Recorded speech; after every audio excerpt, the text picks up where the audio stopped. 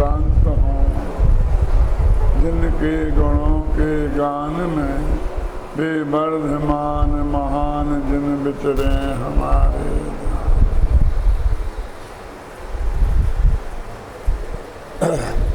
10 लक्षण महापर्व चल रहा है, उसमें अभी तक उत्तम, क्षमा, मार्दव और आर्दव की चर्चा हुई। ये 3 धर्म 3 कसायों के अभाव रूप हैं। क्रमशः क्रोध के अभाव रूप उत्तम क्षमा, मान के अभाव रूप उत्तम मार्दव और माया के अभाव रूप उत्तम आर्जव और उत्तम शौच धर्म लोभ कसाय के अभाव रूप है। वास्तव में लोभ कसाय के बारे में तो पूजन की पंक्ति में ही अपन पढ़ते हैं कि लोभ पाप का बाप बखाना, कि सब पाप इस लोभ के कारण ही जन्मते हैं। 5 इंद्रियों के विषयों का हमें लोभ है और उसके लिए हम हिंसा, झूठ, चोरी, कुशील, परिग्रह इन सब पापों में प्रवृत्ति करते हैं। तो ये लोभ क्या है, सबसे पहले हमें इसके स्वरूप को समझना होगा, तब लोभ कसाय के अभाव रूप शौच धर्म की चर्चा हो पाएगी। वैसे सुचेर भावा शौच, पवित्रता का नाम शौच है। और एक कसाएं आत्मा को अपवित्र करती हैं, इसलिए ये अधर्म है। और इन कसाओं के अभाव से आत्मा की पवित्रता प्रकट होती है, इसलिए वे धर्म हैं। जैसे आत्मा क्षमा स्वभावी है, मार्दव स्वभावी है, आर्जव स्वभावी है, उसी प्रकार परम पवित्र भी है, शुद्ध भी है। स्वभाव से तो ये भगवान आत्मा शुद्ध है, पवित्र है, लेकिन पर्याय में अनादिकाल से इसकी विकारी पर्याय कसायों के रूप में, अपवित्रता के रूप में ही विद्यमान है। लेकिन उस पवित्र स्वभाव का आश्रय लेते हैं, उसमें अपनापन स्थापित करते हैं, उसे निज रूप जानते हैं, उसका ध्यान करते हैं, तो जो पर्याय में पवित्रता प्रकट होती है उसे वास्तव में उत्तम शौच धर्म कहते हैं। और शौच के साथ भी जो उत्तम शब्द लगा है वो सम्यक दर्शन की सत्ता का सूचक है। बार बार ये बात क्यों कह रहे हैं, इसलिए कि आप भूल न जाएं कि ये सब धर्म सम्यक दृष्टि धर्मात्माओं के धर्म हैं। सम्यक दर्शन इनका मूल है। सम्यक दर्शन के बिना 10 धर्मों में से कोई भी धर्म हो नहीं सकता, होता नहीं है, क्योंकि ये 10 धर्म चारित्र गुण की निर्मल पर्याय हैं। और चारित्र, सम्यक चारित्र तभी होता है जबकि ये जीव को सम्यक दर्शन होता है। लोभ की जब भी चर्चा चलती है तो हम रुपए पैसे के लोभ को ही लोभ समझते हैं, जबकि लोभ कसाई की प्रमुखता कौन सी गति में होती है, अपन 3 दिन से बराबर बता रहे हैं, देव गति में। और देव गति में आपका रुपया चलता नहीं है, पैसा चलता नहीं है।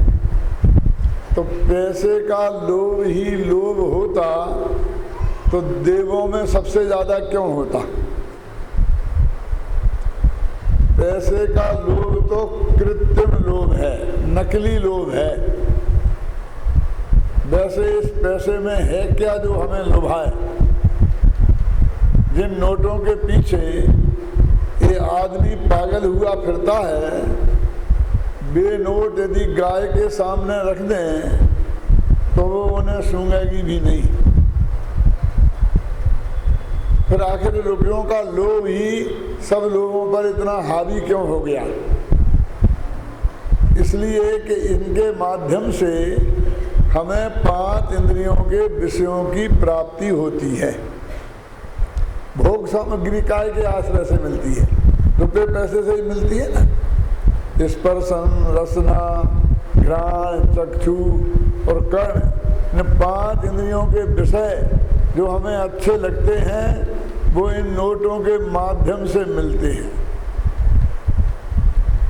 हमारे कसायों की पूर्ति नोटों के माध्यम से होती है। मान कसाई की पूर्ति है, हमने दान लिखाया, सबसे ज़्यादा लिखा जाए तो हमारा नाम होता है ना। तो हमारी कसायों की पूर्ति इन नोटों के माध्यम से होती है, इसलिए इनका लोभ है। 1000 रुपये का नोट, 500 रुपये का नोट यदि आज गवर्नमेंट बंद कर दे तो कल से उनकी क्या कीमत है बोलिए। ये कागज के टुकड़े होके रह जाएंगे ना। उनसे यदि हमें 5 इंद्रिय के भोगों की प्राप्ति नहीं हो तो उन नोटों को कोई नहीं पूछेगा। इसलिए शास्त्रों में, राजवार्तिक में, अकलंक देव ने और जगह जगह जो 4 प्रकार के लोग बताए हैं उसमें 5 इंद्रियों के विषय, शरीर का आरोग्य,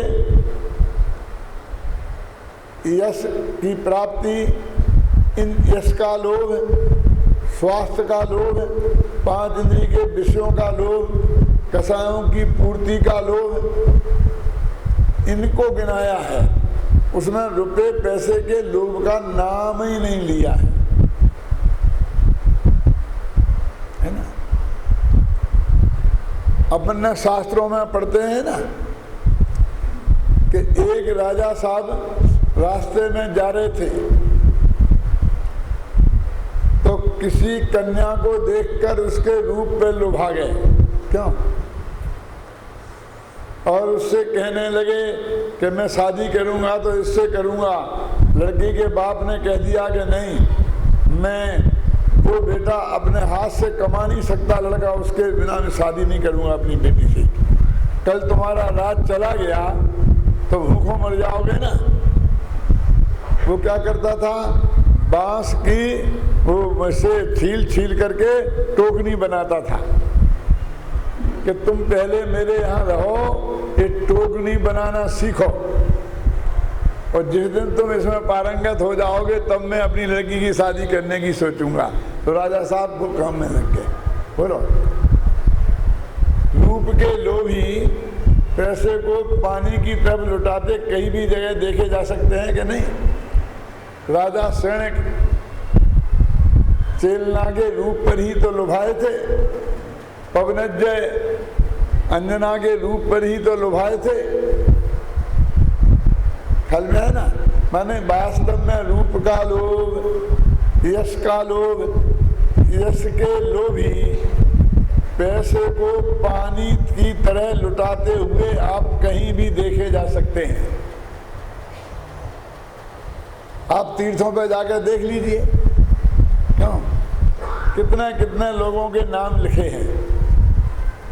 मेरे कहने का मतलब ये है कि यश का लोभ, नाम का लोभ, रूप का लोभ, स्वास्थ्य का लोभ, ये और भी अनेक प्रकार के लोभ हैं, और वहाँ पर पैसे का लोभ कहीं गिनाया ही नहीं है। क्योंकि ये चारों कसाएं, चारों गतियों, जो लोभ नामक की कसाय, माने चारों ही कसाएं चारों गतियों में होती हैं। प्रधानता भले ही देव गति में हो तो नरक गति में कौन से नोट चलते हैं? डॉलर चलता है कि पाउंड? क्यों नहीं चलते ना। त्रिंच गति में कौन से नोट चलते हैं? तो पैसे का लोभ तो कृत्रिम लोभ है। और आप जानते हैं कि आज से थोड़े पीछे जाएं, 2-4-5 वर्ष पीछे, तो ये रुपए का सिक्के मुद्रा तो बहुत बाद में चली है। पहले तो वस्तुओं का विनिमय वस्तुओं से ही होता था। हमारे जमाने तक भी हमने देखा है, गांव में रहते थे ना, तो किसान लोग अनाज लाते थे, और अनाज व्यापारी बनिया लेता था और उसके बदले में नॉन हल्दी वगैरह जो कुछ भी उन्हें चाहिए पड़ती थी वो देती थी। माने वस्तुओं से के बदले में वस्तु दी जाती थी। भाजी बिकने आती थी तो उसके बदले में अनाज देते थे और भाजी लेते थे, सब्जी लेते थे, है ना। तो तब लोभ नहीं था क्या? मेरे कहने का अर्थ ये है कि पैसे का लोभ तो वास्तव में कृत्रिम लोभ है, वो वास्तविक लोभ है ही नहीं। और आज तो वो रुपया ही, लोभ के नाम पर रुपया ही सब कुछ बना हुआ है। इसलिए ये कहते हैं कि ये शौच धर्म है। तो ये शौच धर्म में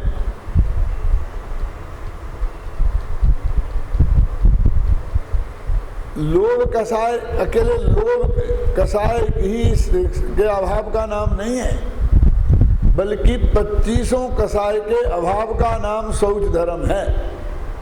क्योंकि क्या लोभ ही आत्मा को अपवित्र करता है? क्रोध नहीं करता, मान नहीं करता, माया नहीं करती। ये कसाएं भी तो आत्मा को अपवित्र करती हैं। इस पर आप कह सकते हैं कोई क्रोध के अभाव का नाम तो क्षमा है, मान के अभाव का नाम तो मार्दव है, मायाचार के अभाव का नाम तो आर्जव है। अब अकेला लोभ ही बचा तो उसके अभाव का नाम वो हमने शौच धर्म कह दिया। लेकिन मैं कहता हूं कि क्रोध, मान, माया, लोभ ही कसाएं हैं। हास, रति, अरति, शोक, भय, जुगुप्सा, स्त्री वेद, पुरुष वेद और नपुंसक वेद ये कसाएं नहीं है, ये भी तो कसाएं हैं।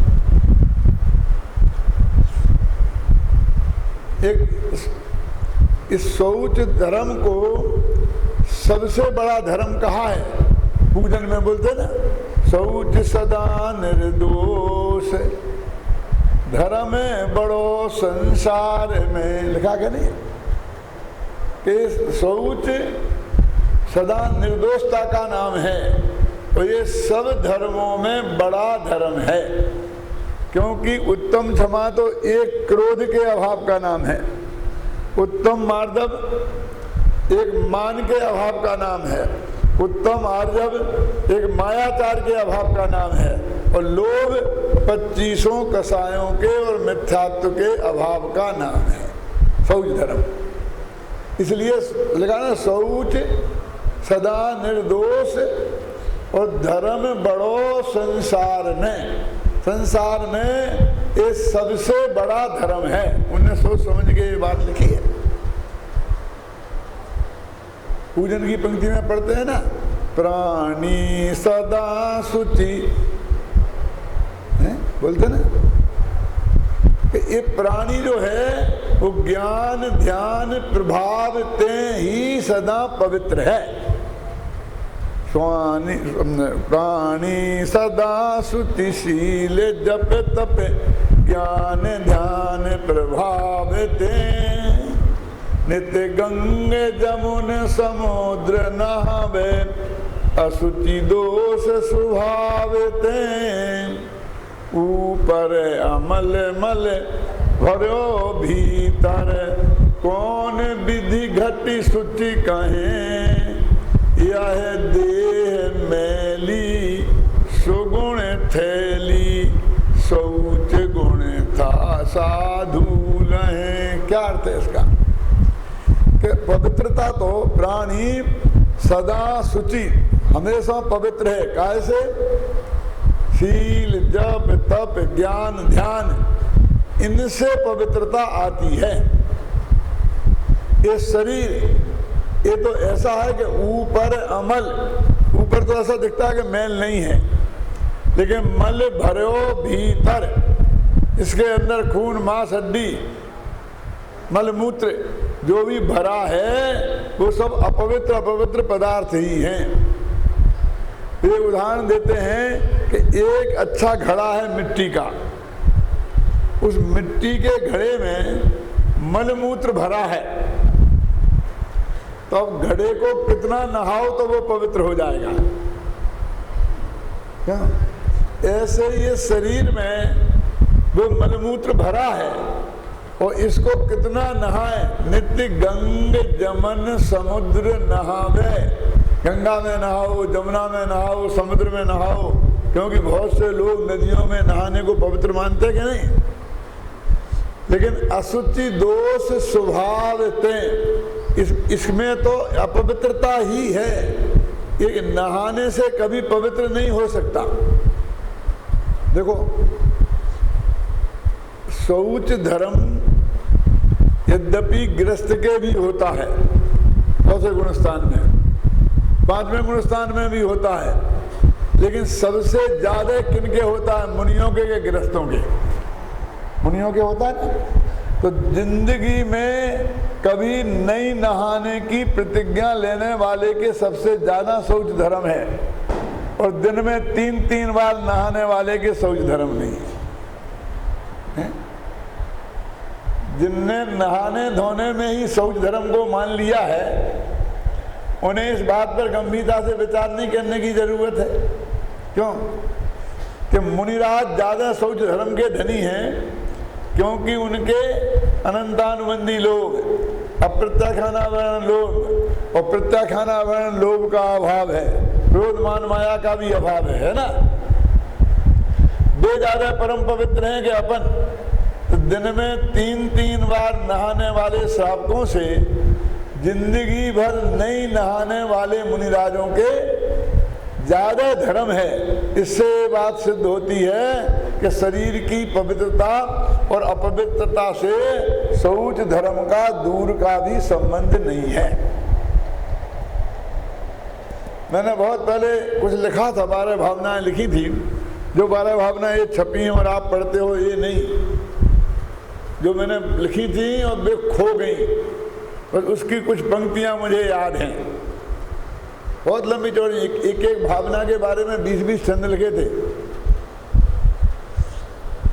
तो उनमें मैंने अशुचि भावना के संदर्भ में जो 2 दोहे लिखे थे वो पढ़ के सुनाता हूं। यदि हड्डी अपवित्र है तो वह तेरी नाही, और खून भी अशुचि है तो वह पुद्गल पर छाई। तेरी शुचिता ज्ञान है और अशुचिता राग, राग आगे को त्याग कर निज को निज में पाग। ये कहते यदि हड्डी अपवित्र है तो रहने दे, तेरे को क्या फर्क पड़ता है? तू तो आत्मा है ना, तू शरीर तो नहीं है, तू हड्डी तो नहीं है ना। यदि हड्डी अपवित्र है तो वह तेरी नाही, और खून भी अशुचि है। यदि खून भी अपवित्र है तो वह भी पुद्गल का बना हुआ है, वह पुद्गल पर छाई।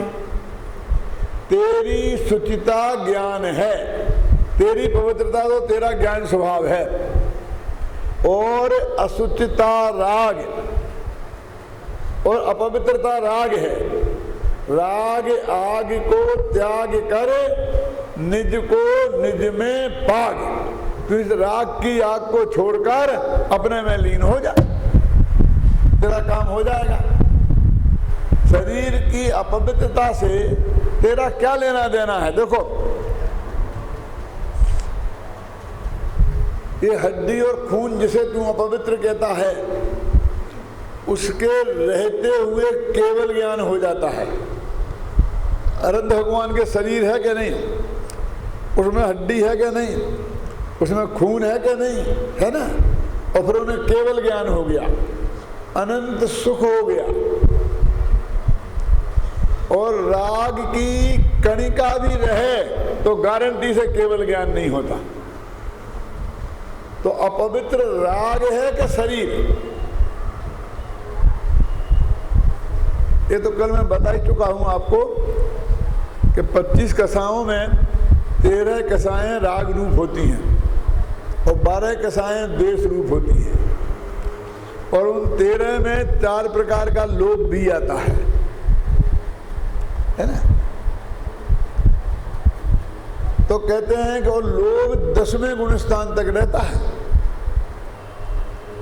सारी कसाएं पहले खत्म हो जाती हैं, तब भी लोभ कसाय रहती है, सबसे अंत में छूटती है। जो सबसे अंत में छूटे ये समझ लेना वो सबसे मजबूत कसाय है। अपन मिथ्यात्व को बहुत मजबूत मानते हैं, वो तो सबसे पहले कमजोर है, क्योंकि सबसे पहले खत्म होता है। अनंतानुबंधी क्रोध मान माया लोभ भी सबसे पहले खत्म होते हैं, और संजुलन लोभ अंत तक रहता है। तो वो जब तक अंत मात्र भी लोभ है, तब तक गारंटी से केवल ज्ञान नहीं होगा। और हड्डी है, मांस है, खून है, सब है, और उसके रहते रहते केवल ज्ञान हो जाता है। तो हड्डी ने तेरा क्या बिगाड़ा, खून ने तेरा क्या बिगाड़ा। समय सार में कर्ता कर्म अधिकार में आत्मा को कहा है परम पवित्र, और आश्रमों को कहा है अपवित्र।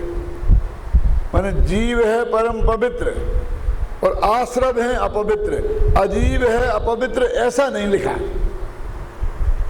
क्या जीव और अजीव अपवित्र नहीं है। आश्रम माने मोह राग देश के परिणाम वे अपवित्र हैं।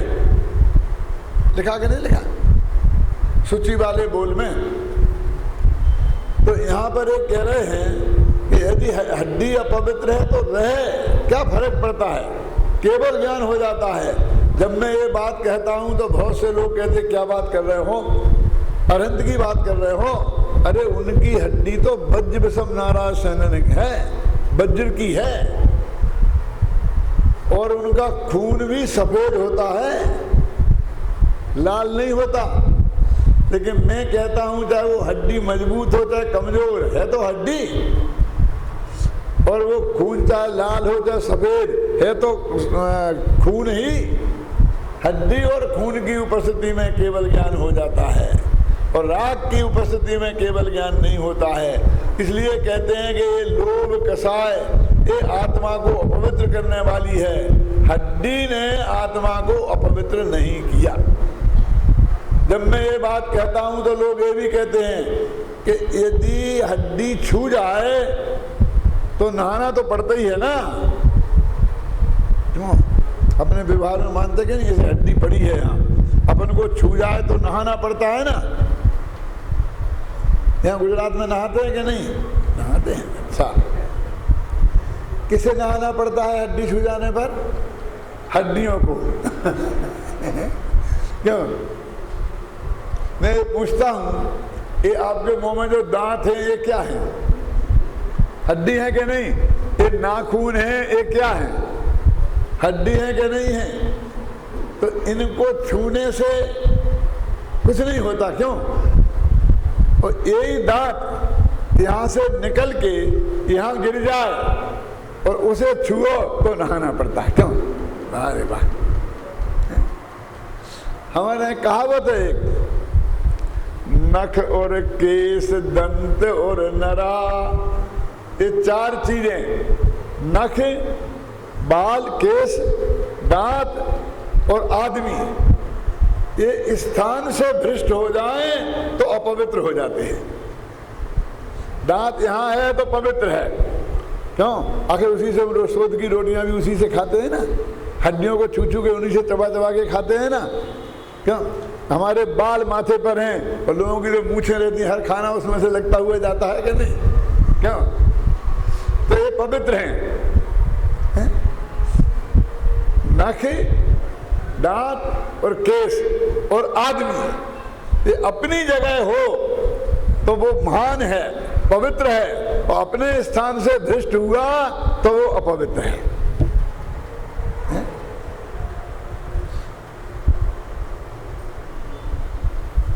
इसलिए यहां एक कह रहे कि देखो भाई कि हमने जिन चीजों से अभी अपवित्रता मानी है और ऐसा परम पवित्र जो शौच धर्म है उसे सिर्फ नहाने धोने तक सीमित कर दिया है। क्यों? ये कहते हैं कि देह की पवित्रता और अपवित्रता से आत्मा के शौच धर्म का कोई संबंध नहीं है, है? उत्तम शौच लोभ परिहारी। उन्हें लोभ के त्याग का नाम उत्तम शौच धर्म है। ख्याल में है ना, लोभ के त्याग का नाम शौच धर्म है। तो अंदर में लोग माने ये राग, मैंने बताया था राग में कितनी है 13 कसाएं, तो उसमें 4 प्रकार का लोभ है ना। तो राग जो है वो वास्तव में आत्मा को अपवित्र करने वाला है, क्योंकि अपना धर्म बीतरागी धर्म है। ख्याल में है ना, बीत देह नहीं कहा है ना, देह ने कुछ नहीं बिगाड़ा है हमारा, क्योंकि इस देह के रहते हुए हमें केवल ज्ञान, अनंत सुख, पूर्ण वीतरागता की प्राप्ति हो जाती है। इसलिए और फिर ये देह तो आपो आप छूट जाती है, इसके लिए हमें कुछ नहीं करना है। लेकिन ये राग जो है वो वास्तव में आग है जो हमें निरंतर जलाती है। इसलिए लोभ कसाय को सबसे बड़ी कसाय माना गया है, सब पापों की जड़ माना गया है। और इसीलिए शौच धर्म को लोभ कसाय के अभाव में होने वाले शौच धर्म को सबसे बड़ा धर्म कहा गया है। देखो, बहुत लोभ, लालच, तृष्णा, इसके बहुत नाम हैं। और कुछ लोभ तो इतना परिष्कृत होता है कि वो हमें लोभ जैसा लगता ही नहीं है।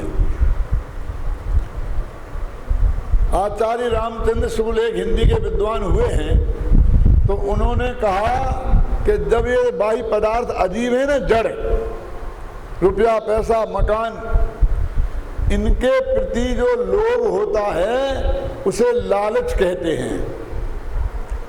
लेकिन चेतन के प्रति जो लोभ होता है, स्त्री, पुत्र, इनके प्रति जो लोभ होता है उसे प्रेम कहते हैं। देखो, अब प्रेम भी लोभ का ही एक भेद है। अचेतन के प्रति उसी को लालच कहते हैं, और चेतन के प्रति हो तो उसी को प्रेम कहते हैं। और प्रेम तो अच्छा माना जाता है, क्या सारी दुनिया उपदेश देती है प्रेम से रहो, प्रेम से रहो, लड़ो मत, झगड़ो मत, है कि नहीं, पवित्र माना जाता है ना। फिर भी 5 इंद्रियों के विषयों के प्रति प्रेम को हम अपवित्र भी कह दें, स्त्री के प्रति प्रेम को हम अपवित्र भी कह दें, लेकिन माँ बाप के प्रति प्रेम को क्या बोलते हैं? अरे वो तो बहुत अच्छी चीज है? बाल बच्चों के प्रति प्रेम को भी हम बहुत अच्छा मानते हैं कि नहीं? है वो राग का ही भेद, और वो लोभ का ही एक भेद है। ख्याल में है ना, उसका नाम पड़ गया प्रेम। अब जरा और आगे बढ़े, वो प्रेम यदि देवशास्त्र गुरु के प्रति हो, क्यों नहीं, तो उसे हम धर्म कह देते हैं।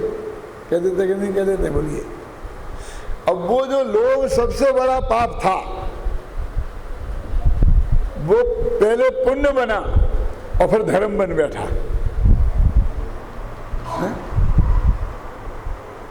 फिर उसके हमने बढ़िया बढ़िया नाम रख लिए, वात्सल्य, क्या वात्सल्य भाव नाम रख लिए कि नहीं? इसलिए कहते हैं भाई, देखो मोक्ष मार्ग प्रकाशक में लिखा है, आचार्य परमेष्ठी की परिभाषा में, अभी ये आपको पढ़ा रहे हैं ना, मोक्ष मार्ग प्रकाशक बताएंगे कि वे आचार्य धर्म के लोभी जीवों को धर्म का स्वरूप समझाते हैं। तो उन्होंने धर्म के लोभियों को भी लोभी बताया। बोलो, उन्हें भी लोभी कहा। हम मानते हैं उसे लोग?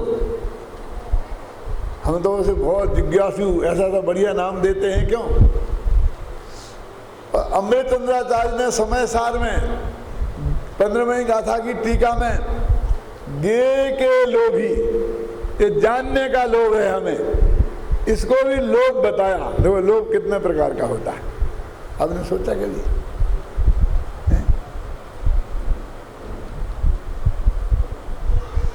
ये शास्त्रों में लिखा है ना कि ये राग माने लोभ नामक की कसाय 10वें गुणस्थान तक होती है। ठीक है, तो 10वें गुणस्थान में होने वाला लोभ क्या स्त्री के प्रति होगा? बाल बच्चों के प्रति होगा, रुपए पैसे के प्रति होगा, काय के प्रति होगा बोलो? मुनिराजों के हृदय में जो बात प्रेम है, राग है, वो दसवें गुणस्थान तक होता है तो किन के प्रति होगा? अपने शिष्यों के प्रति, अपने गुरुओं के प्रति, इन्हीं के प्रति तो होगा कि नहीं? धर्म के प्रति है? जब मैं ये बात कहता हूं तो कहते क्या आप साधुओं की बात ले बैठे, अपनी तो बात करते नहीं हो? क्या मुनियों के भी लोभ होता है? अरे भाई मैं नहीं कह रहा हूं, आचार्य देव कहते हैं कि ये 10 धर्म मुनियों की मुख्यता से ही वर्णन किए गए हैं। कल मैंने बताया था गुप्ती समिति, इनके बाद 10 धर्मों की चर्चा है और इसके बाद में चारित्र की चर्चा है, इसके बाद में परिचयों के जीतने की चर्चा है ना, 12 भावनाओं की चर्चा है और 12 भावनाओं के बारे में छड़ला में लिखा ना, मुनि सकल वृत्ति बड़े भागी अवे भोगने ते बैरागी। तो ये सब मुनि धर्म की अपेक्षा ही वर्णन है। तो मेरे कहने का मतलब ये है कि ये लोभ अथवा राग, लोभ कसाय, इसके अभाव का नाम शौच धर्म है, वो कहाँ तक है? वो अकेले कपड़े नहाने धोने तक सीमित नहीं है। तेरी सुचिता ज्ञान है और असुचिता राग, और राग आग को त्याग कर निज को निज में पाग। तो मैंने कहा बहुत सा लोभ तो धर्म जैसा लगता है। 250 वर्ष पुरानी सही घटना है। पंडित भागचंद जी का नाम तो सुना होगा आपने, जिनका महावीराष्टक स्तोत्र है और बहुत भजन है भागचंद जी के अध्यात्म के। जो पहले श्वेतांबर जैन थे, छाजेड़ थे, बाद में उन्होंने दिगंबर धर्म स्वीकार किया था। जैसा बनारसी दास भी श्वेतांबर थे, फिर उन्होंने दिगंबर धर्म स्वीकार किया था। कांजी स्वामी ने भी ऐसा ही किया था। ऐसे बहुत लोग हैं जिनने समय सार पढ़ के दिगंबर धर्म को स्वीकार किया। तो उनके जमाने की बात है कि उनके मित्र एक सेठ थे। तो एक दिन सेठ जी ने पंडित जी से कहा कि मेरा पंच कल्याणक प्रतिष्ठा महोत्सव कराने का विचार है। तो पंडित जी ने बोला कि तुम जैसे लोभी के बस की ये काम नहीं है। तो वो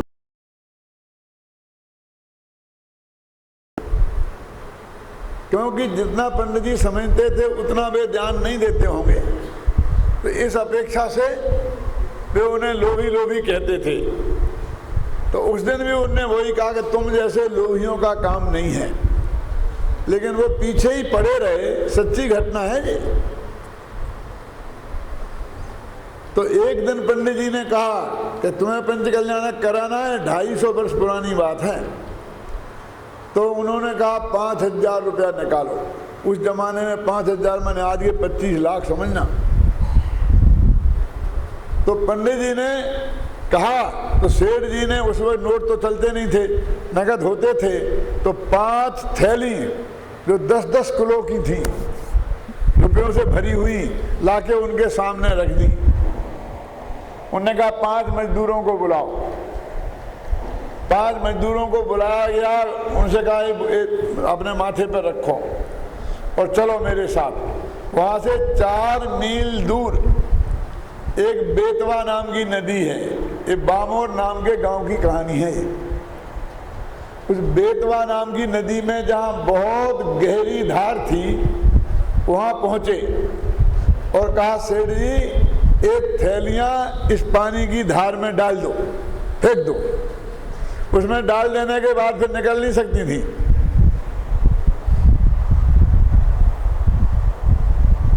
तो सेठ जी ने नौकरों को ऑर्डर दिया कि डाल दो। उन्होंने कहा ये तो पानी में डाल दो और फिर चल के पंच कल्याणक कराना। बोलो करा सकते हो? कि हाँ, फेंक दो। तो फिर उन्होंने रोक दिया कि मत फेंको। ये समझना कि 5000 तो पानी में गए। समझ गए ना? 5 माने 25 लाख तो पानी में गए। अब तुम्हारी हैसियत हो तो चलो करो। क्या मतलब है? क्यों कि तुमने जो अंदाजा किया है उससे इतने ज्यादा खर्च हो सकते हैं, और बाद में तो तुम करा दो और पैसा ज्यादा खर्च हो तो तुम्हारे परिणाम दुखे। क्यों? तो तुम पुण्य की जगह पाप बांधोगे। ये सोच के करो। आज तो हम उल्टे हो गए हैं। तो कोई कहता है कि हमारे लिए पंचकल्याण कराना है, कितना खर्चा होगा पंडित जी? तो हम समझते हैं 25 लाख होंगे, तो हम कहते हैं 10 लाख। तो लोग कहें पंडित जी क्या कह रहे हो, 10 लाख में कैसे होगा? अरे हाँ तो करने दो, एक दफे जब घोषणा हो जाएगी बन जाएगी तो 25 करेगा सेठ। क्या फंसाओ तो पहले क्यों है? फिर उससे नुकसान क्या होता है कि जब ज्यादा खर्चा होते हैं तो सबके परिणाम बिगड़ते हैं। पंडित और सेठ में झगड़ा होता है, फिर क्या होगा? पुण्य तो कमा नहीं सकते। लेकिन उस वक्त के पंडित ऐसे नहीं थे, उन्होंने उल्टे ज्यादा बताए। ख्याल में आई ना? फिर उन्होंने वो पंचकल्याण किया, बहुत बढ़िया किया। करने के बाद जब बढ़िया हो गया तो पंडित जी से सेठ जी बोले, पंडित जी अब एक बार मेरे से लोभी और कहना। क्या क्या समझे ना? तुम मेरे को लोभी लोभी कहते थे ना, अब एक बार लोभी और कहो।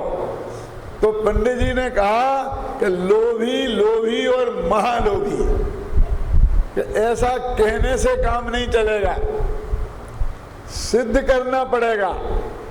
कि हाँ सिद्ध करता हूं कि एक पैसा तुमने खूब भोगा और अब मरने का नंबर आया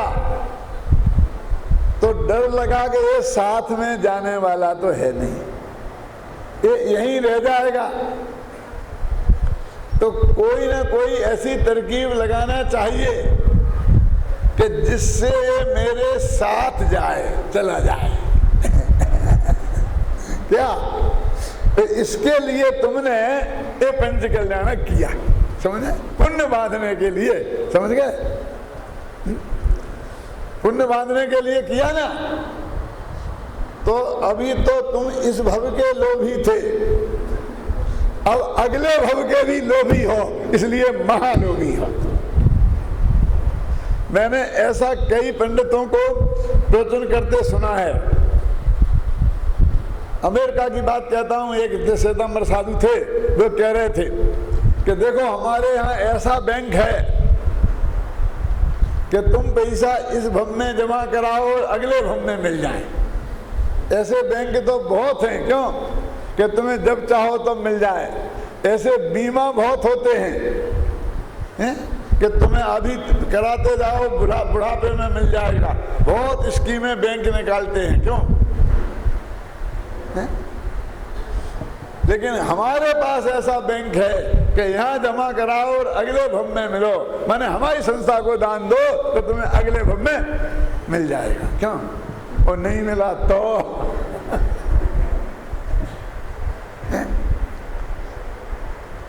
मेरे कहने का अर्थ है कि हम जिसे धर्म समझ रहे हैं उसके पीछे क्या क्या विचार काम कर सकते हैं, समझे ना? देखो एक कसाएं हैं, ये आत्मा को तो काटती ही हैं, आपस में एक दूसरे को भी काटती हैं। लोभ कसाय क्रोध को काट देती है और क्रोध कसाय लोभ को काट देती है, मान कसाय लोभ को काट देती है। देखो एक ग्राहक आता है और वो हमारे दुकान से साल में 15-25 लाख का माल खरीदता है, 2-5 लाख रुपए की कमाई होती है उस ग्राहक से। तो वो ग्राहक किसी बात पर नाराज हो जाए और 10 गालियां भी बक दे हमें, तो हम नहीं साहब नाराज क्यों हो गए, क्या बात है, कहीं बात है, बैठो शांति से बात करो, चाय पियो। क्यों? अपमान कर दे तो भी उस लोभ के वशीभूत होकर हम अपमान को पी जाते कि नहीं? लोभ के वशीभूत होकर अपमान को पी जाते हैं,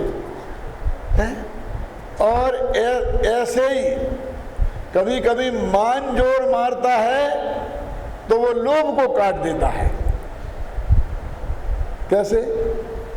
एक आदमी की ऐसी आदत थी तो पैसे बहुत, लेकिन वो चंदा बहुत कम लिखाते थे, समझे ना, अपनी हैसियत के हिसाब से नहीं लिखाते थे। तो वहीं पर एक पान वाला भी रहता था, पान की दुकान थी जिसकी, तो जब वो चंदा लिखाने की बात आती तो उससे कहते भैया लिखाओ, तो वो कह देता था जितना सेठ जी लिखाएं उससे दूने मेरे। वो जानता था सेठ जी 11 रुपया लिखाएंगे, बहुत से वो एक लिखा देंगे, मैं 201 दे दूंगा, फेंक दूंगा क्या। तो वो भरी सभा में हमेशा सेठ जी का अपमान करता था, क्या, इस भाषा में बोल के कि जो सेठ जी लिखाएं उससे दूने मेरे लिख लेना। और सेठ जी को लोभ ज्यादा, तो चुपचाप खून का घूंट पी के रह जाते, अपमान सहते। एक दिन मान कसाई ने जोर मारा, तो जब उसने कहा कि जितना सेठ जी लिखा है उतने मेरे, तो सेठ जी ने कहा लिखो 51 लाख, और बोला कि तू 1 करोड़ लिखा। बोले मेरी तो बाल में, सिर में बाल भी 1 करोड़ नहीं है भैया, मैं कहाँ से, क्यों है? तो है ना कि कभी लोभ मान को काट देता था और मान ने लोभ को काट दिया। एक कसाएं हमें भी काटती हैं और आपस में एक दूसरे को काटती हैं, और भाई साहब एक कसाय स्वयं को भी काटती है। ये लोभ कसाय है ऐसी खतरनाक कि यश के लोभी पैसे को पानी की तरह बहाते कहीं भी देखे जाते हैं। कहते हैं भैया क्या रखा है, ये सब मर जाएंगे, अमर होके कोई नहीं आया, यदि अपन कुछ दान दे जाएंगे, कर जाएंगे, कोई संस्था बना जाएंगे तो अपना नाम होगा, बोलते ना। तो नाम के लोभी पैसे को पानी की तरह बहाते देखे जा सकते हैं। तो उन्होंने क्या किया कि यश के लोभ ने पैसे के लोभ को काट दिया। दोनों लोभ ही हैं। अष्टम एडवर्ड ने जिस लड़की के साथ शादी की, सारी दुनिया ने विरोध किया, उनको नियम था कि उसके साथ शादी करने से उनका वो राज्य छिन गया, तो उन्होंने राज्य छोड़ दिया लेकिन शादी नहीं छोड़ी। तो रूप के लोभ ने पैसे के लोभ को काट दिया, है ना। कहते हैं ना यदि कुछ कर जाएंगे, नाम लिखा देंगे तो नाम अमर रहेगा। ये नाम अमर के मानने वालों को क्यों नहीं 100-200 वर्ष बाद कौन जानेगा। लिखा होगा हुकुमचंद कि रजनीकांत, तो ये कौन रजनीकांत है कोई जानेगा? हजारों रजनीकांत हो सकते हैं कि नहीं हो सकते हैं, बोलो। है? भरत चक्रवर्ती 6 खंड जीतकर जब ब्रजयास में गए तो वहाँ एक गुफा में एक शिला है, जिस शिला पर चक्रवर्तियों के नाम लिखे रहते हैं। जो भी चक्रवर्ती दिग्विजय करके वहाँ आता है तो वहाँ अपना नाम लिख देता है कि मैंने 6 खंड जीत के आया हूँ और मेरा नाम फला भरत चक्रवर्ती है। तो उस शिला पर नाम लिखने जब भरत चक्रवर्ती पहुंचे तो उस शिला चक्रवर्तियों के नामों से भरी पड़ी थी। 1 इंच भी जगह खाली नहीं थी कि जहां वे अपना नाम लिख देते। क्या? तो उनने क्या किया, एक चक्रवर्ती का नाम मिटा दिया और अपना नाम उस जगह लिख दिया, और फिर सोचने लगे कि इसके बाद का कोई चक्रवर्ती आएगा तो मेरा नाम मिटाकर वो अपना नाम लिख देगा। क्या है बोलो, नाम को अमर मानने वालों की दुर्दशा क्या है। तुम समझ रहे थे मैं भरत क्षेत्र का सबसे पहला चक्रवर्ती, जो पहले चक्रवर्ती का अभिमान था ना, तो मालूम पड़ा कि इतने पहले हो गए, ख्याल में है ना, और भविष्य में भी होने वाले हैं। अपना जैन धर्म तो यही कहता है ना। तो इसलिए भाई लोभ के कई प्रकार हैं, और कई लोभ तो जो धर्म जैसे लगते हैं, धर्म बन के हमारे सामने आते हैं। ये है तो यश का लोभ, नाम का लोभ, और उसे हम मानते हैं कि इसे बहुत धर्मात्मा है, इसने इतना दान दिया। जिसे आप दान कहते हैं, दानवीर कहते हैं, वो यश का लोभ ही है। इसलिए लोभ को हम अकेले पैसे, रुपए, पैसे और 5 इंद्रियों के भोगों तक नहीं जोड़ सकते हैं, ख्याल में आया ना। वो 10वें गुण स्थान तक पाया जाता है। तो 10वें गुण स्थान तक जो पाया जाए, ऐसी चीज कोई होनी चाहिए, वो वास्तव में लोभ कसाय है। लोभ कसाय का अभाव माने शौच धर्म नहीं। लोभ का मतलब लोभांत कसाय। लोभ है अंत में जिसके, और अंत का अर्थ ऐसा नहीं क्रोध मान माया लोभ, क्योंकि हास्य आदि किसके बाद आती है ना, जो सबसे अंत में जाए। लोभ सबसे अंत में गया ना, तो अकेला लोभ नहीं गया, उसका मतलब है सारी कसाएं चली गई, क्योंकि वो सबसे बाद में जाता है। उसका अर्थ हुआ ना कि सारी कसाएं चली गई। तो सारी कसाएं आत्मा को अपवित्र करती हैं, और सारी कसायों के अभाव में ही शौच धर्म प्रकट होता है। इसलिए शौच धर्म अकेले लोभ के अभाव का नाम नहीं है। क्यों जी? यदि क्रोध के अभाव का नाम शौच के तो क्या दिक्कत है? क्यों क्रोध के जाने से कुछ तो आत्मा पवित्र हुआ ना। मान के जाने से भी तो आत्मा कुछ पवित्र हुआ, मायाचार के जाने से भी तो आत्मा कुछ पवित्र हुआ। क्यों? लेकिन लोभ ही क्यों कहा? तो वो इसलिए कहा कि चूंकि ये सबसे अंत क्रोध चला गया और आत्मा को हम शौच धर्म प्रकट होना मान लेते, तो लोभ के रहने से आत्मा पूरा परम पवित्र नहीं हुआ था। लेकिन लोभ चला जाएगा तो उसका मतलब कोई कसाय बाकी नहीं रही। तो इसलिए अकेले लोभ के अभाव का नाम शौच धर्म नहीं है, बल्कि 25 कसाय और उनके साथ मिथ्यात्व की तीनों प्रकृतियां, माने 28 प्रकार का मोहिनी कर्म, उनका संपूर्ण अभाव, पूर्ण वीतरागता, उसका नाम शौच धर्म है। अब ये चौथे गुण स्थान से लेकर और 13वें गुण स्थान तक अपनी अपनी भूमिका के अनुसार प्रकट होता है। तो चौथे गुण स्थान में शौच धर्म प्रकट हुआ कि हाँ हुआ। कितना? कि अनंतानुबंधी क्रोध मान माया लोभ गए, है ना, इतना।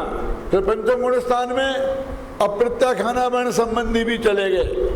फिर 6वें 7वें गुण स्थान में प्रत्याख्याना वर्ण संबंधी भी चले गए, और उसके बाद 10वें गुण स्थान के अंत में सभी प्रकार के चले गए। तो इस तरह अपनी अपनी भूमिका के अनुसार चौथे गुण स्थान से लेकर और वहां तक ये शौच धर्म होता है। और मिथ्या दृष्टि के शौच धर्म हो ही नहीं सकता, क्योंकि वो उस पवित्रता को समझता ही नहीं है। देखो यहाँ पर राग को माने लोभ को, आत्मा को अपवित्र करने वाला अधर्म कहा कि नहीं कहा, और उसके विरोधी को धर्म कहा। लेकिन बहुत से लोग, अब ये राग 2 प्रकार का होता है। राग लोभ कसाय राग रूप है ना, तो राग 2 प्रकार का होता है। कौन कौन सा? शुभ और अशुभ। माने कसाय 2 प्रकार की होती है, एक शुभ कसाय और अशुभ कसाय। नहीं सुना होगा कभी? राग तो सुना है। जब ये कसाएं ही, 13 कसाएं ही राग हैं। और राग जब शुभ होता है तो इसका मतलब है कि 13 कसाएं शुभ के रूप में भी होती हैं और अशुभ के रूप में भी होती हैं, है ना। और शुभ भाव को हम धर्म माने हैं। तो इस तरह से हमने जो शौच धर्म की विरोधी लोभ कसाय है उसको हमने धर्म माना है। इसलिए कहते भाई ये 4 कसायों का अभाव रूप अथवा 25 कसायों के अभाव रूप जो स्थिति है वो वास्तव में शौच धर्म की विरोधी है। और इन सबके जाने से ही आत्मा में शौच धर्म प्रकट होता है। ऐसे शौच धर्म को हम गहराई से समझें और अंदर में प्रकट करें। इस मंगल भावना के साथ मैं अभी की बात समाप्त करता हूँ।